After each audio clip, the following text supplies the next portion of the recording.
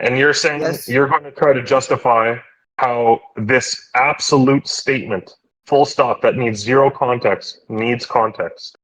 Go.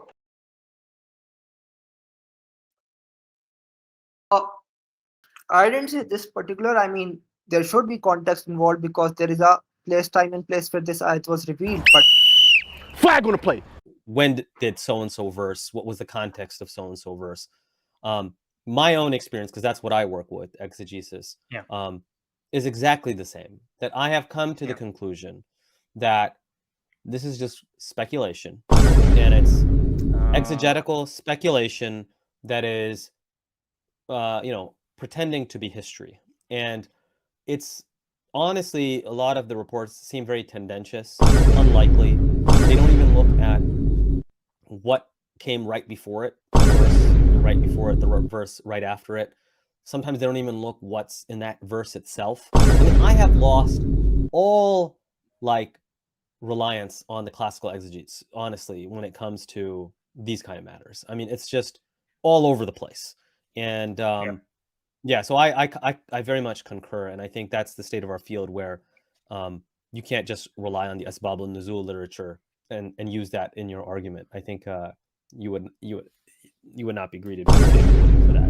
And that I agree. you are saying it is obvious. I hope you can hear me now. You are saying that it is obvious that these ayat, that the Quran in general needs no context. Here's the problem with that claim. That hasn't been obvious to Muslims for the past 1300 years. It's simply not obvious. It's just your assumption. You are coming to the debate. It's not obvious. It's not obvious to everyone else. It might be to you.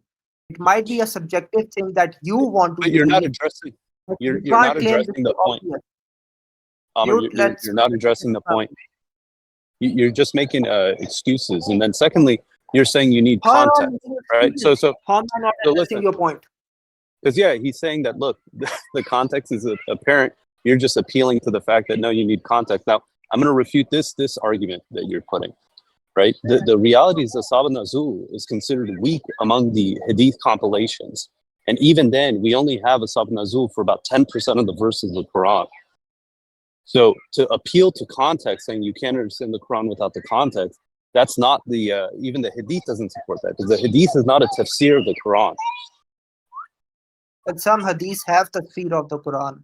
Yeah, those ones, the Asbab al-Nuzul, right? It's considered weak among the Hadith compilations because of twofold. One is that it only covers about 10% of the Quran.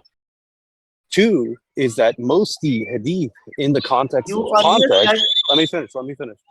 Most of these Hadith, they contradict each other.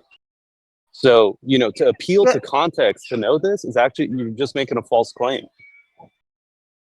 Firstly, I'm not making a false claim. Secondly, you again brought up the contradictions point that you did the last time you were debating. There's a very simple response to this. Go watch Joshua Little's video, the contradiction section. He said, and I quote, "So there aren't many contradictions within the Sahih material, so to speak." Flag on the play. Point number 3 is very straightforward. Hadith are absolutely full of contradictions. This is very well known. I would say even traditionalists, are pretty well aware of this problem. Obviously, they try and get around it. We'll maybe come back to that later about whether their methods are effective. But the basic problem is Hadith are absolutely full of contradictions. 2 seconds earlier. So there aren't many contradictions within the Sahih material, so to speak. The basic problem is Hadith are absolutely full of contradictions. And I'll just give you some examples. The identity of Muhammad's first male follower, the identity of Muhammad's designated heir, the quantity and identity of Muhammad's wives, the quantity and identity of Muhammad's children, the date of Muhammad's birth, and the deaths, the age of Muhammad's first wife upon their marriage, the date of the change of the direction of the Qibla, the date of the Hijrah, the identity of those who were present at the meeting at Aqaba, the length of time spent by Muhammad in Mecca and Medina, respectively, the chronological order of Muhammad's raids and battles, the identity of those who participated in said raids and battles, the scribal author of the Treaty of Al-Hudaybiyah, the identity of those who were present at the signing of that treaty, the governor of Medina during Muhammad's absence at the Battle of Badr. Now, the reason why I'm listing this off is there really really is a lot. Like, there is really a staggering amount of contradictions in the material. I really want to convey that. And we have barely scratched the surface. We could go on and on. It's just funny that you appeal to him. It sounds like you haven't even saw it. So this is point number, can't remember, 3 or 4. Okay. Number 3. The Hadith corpus is full of contradictions. Okay? He says for every Hadith, there's an equivalently valid opposite Hadith. Even the simplest facts are inconsistent. For example, how old the Prophet was when he died, how many years did he live in Mecca and Medina, right? So he literally says the opposite of what you claim. So I don't know where you get this from, that he's supporting that there is no contradictions. Now, dude, I let you finish your point without interruption, right? Do me the same courtesy and let me finish my point without any interruption. Let me finish this point, then you can respond. Okay? Now, again, he says Joshua Little does say hadiths are full of contradictions. In the same video, in the same section, he says, so there aren't many contradictions within the Sahih material, so to speak. Show me. And Show me. let You me keep finish making my the point. claim. Show me. No. Let me finish my point. Bro, Look, no. let me You finish keep my point. spreading falsehoods. Show me. Pull it up. I have it's 56-minute mark, Can right? you play the video? Pull it up. Yeah, play Look, it. can you play 56-minute the mark. video? Yeah, play it. 56-minute Let me mark. I'm play- giving you the spot. Play it from the wait a minute. 56-minute mark. Not the 56-minute mark. I'm gonna Yes, play the from the entire 56 section. of contradiction. Yeah, play it from the 56-minute mark. That's where he starts his point. I'll just play the entire contradiction. Yeah, Mark, play I it from the hope you 56. can It's number 3. His third point is the Hadith is full of contradictions. That's literally the title. Okay, dude, here's what I'm going to do. I'm going to play this section. Please let the entire section play out before interrupting. Play I the want 56-minute mark. You want From all. which section? 56 minutes 18 seconds. I'll play it. Just play it. Cool. Okay, so now we are at point number 3. Point number 3 is very straightforward. Hadith are absolutely full of contradictions. I mean, this is like very well known. I would say even traditionalists, are pretty well aware of this problem. Obviously, they try and get around it. We'll maybe come back to that later about whether their methods are effective. But the basic problem is Hadith are absolutely full of contradictions. And I'll just give you some examples. So, concerning the life of the Prophet, and this is mostly from the Isles of. This is just what's mentioned by Kista and Jones for the most part, for example, in their entries to do with the Sirah literature and the Sirah Maghazi literature in the Cambridge History of Arabic Literature.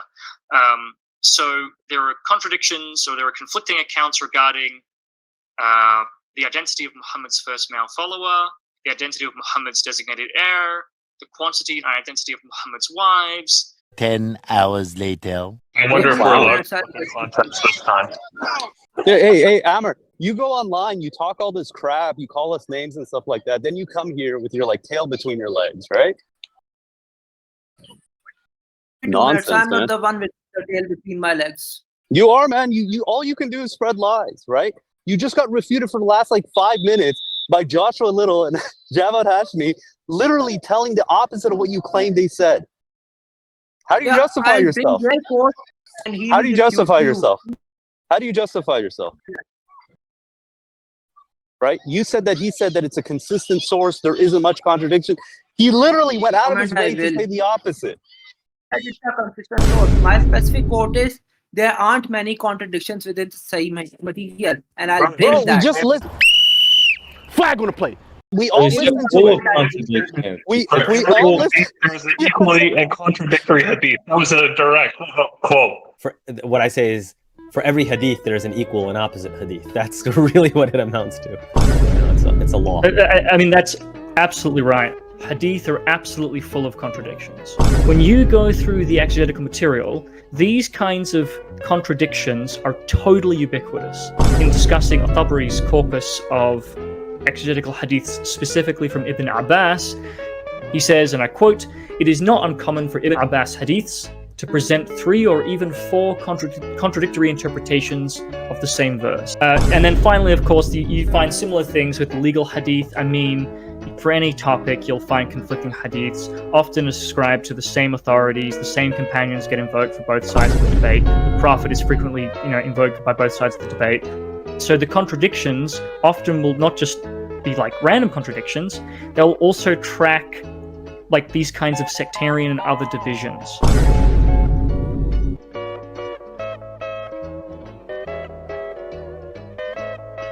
Refuting Orientalist. Refuted by an Orientalist.